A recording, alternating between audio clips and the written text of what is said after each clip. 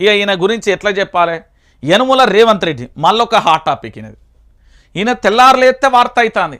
మరి ఎందుకో నాకు అర్థం కావట్లేదు. కనీసం విపక్షంలో ఉన్నప్పుడు ఆ మంచి పేరు రోజు రోజుకు ఆయన సక్కి ఆయనే పోగొట్టుకుంటుండు. ఆయనకు అడ్మినిస్ట్రేషన్ తెలియకనా, లేకపోతే ఆయన చుట్టూ ఉండే బూటుపురాని కోటరీ మరి కేసీఆర్కు ఉన్నట్టు ఏ విధంగానైతే ఈయన చుట్టూ కోటరీ ఏర్పడిందా, లేకపోతే మంత్రులు ఈయనను కావాలని ఏంది తప్పుదారిలో పట్టిస్తున్నారా, లేకపోతే మంత్రుల మాట ఈయన ఇంటలేడా? ఇది క్వశ్చన్ మార్క్గా మారిపోయింది. ఒక్కసారి చూడుర్రి. రుణమాఫీపై మరో సాకు, క్యాబినెట్ భేటీ పెద్ద డ్రామా, డైవర్షన్ పాలిటిక్స్లో ఆరితేరిన రేవంత్ సర్కార్.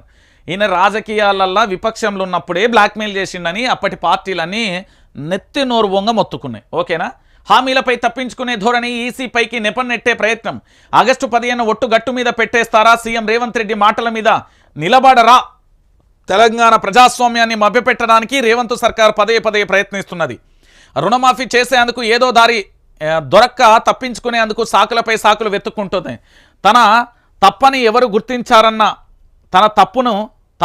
గుర్తించారన్న అతి విశ్వాసమో లేక అవివేకమో ప్రతిసారి తప్పులపై తప్పు చేస్తూ తన చేతగాని తనాన్ని నిరూపించుకుంటున్నారు. రుణమాఫీ, ధాన్యం కొనుగోలు తదితర అంశాలపై కేబినెట్ భేటీ పేరుతో శనివారం హడావిడి చేద్దామని ప్రయత్నం చేసింది.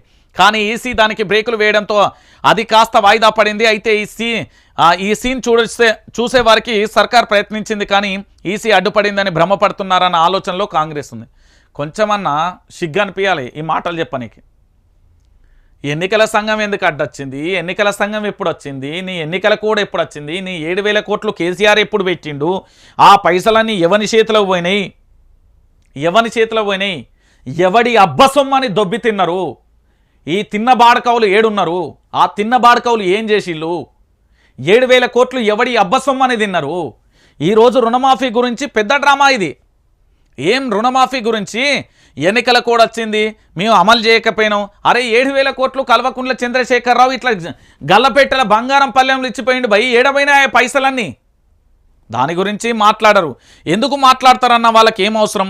వాళ్ళ కడుపు నిండుతుంది, దాంతోపాటు తెలంగాణ ప్రజలు అరిగోసపడుతున్నారు. వాడేమన్నా గోసపడుతున్నారా? ఏసీ కాళ్ళల్లో లగ్జరీ లైఫ్ను అనుభవిస్తూ సెక్యూరిటీతోని హాయిగా ఏసీ బంగ్లాలలో ఉంటున్నారు. కానీ రైతులు అకాల వర్షాలతోని, వడగళ్లతోని, కల్లాల పొంటి కన్నీళ్లతోని మొలకెత్తిన ధాన్యాన్ని చూస్తూ తన పసిపాప ఏ విధంగా జీవన్మరణ పోరాటం ఐసీయూలో చేస్తుందో ఆ పరిస్థితులలో వాళ్ళుంటే వీళ్ళకేం పోతుంది?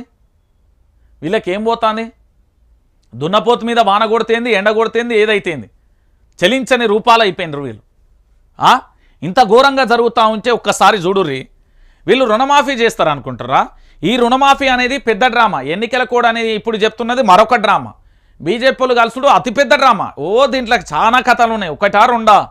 ఈ కథల గురించి మీకు తెలియదు. అయ్యో ఈయన మామూలు ఆయన కాదురా నాయన. రేవంత్ రెడ్డి అనేటైనా పెద్ద అది డేంజర్ క్యాండిడేట్. పాలన చేత కాదు హామీల అమలు చేసే శక్తి కాంగ్రెస్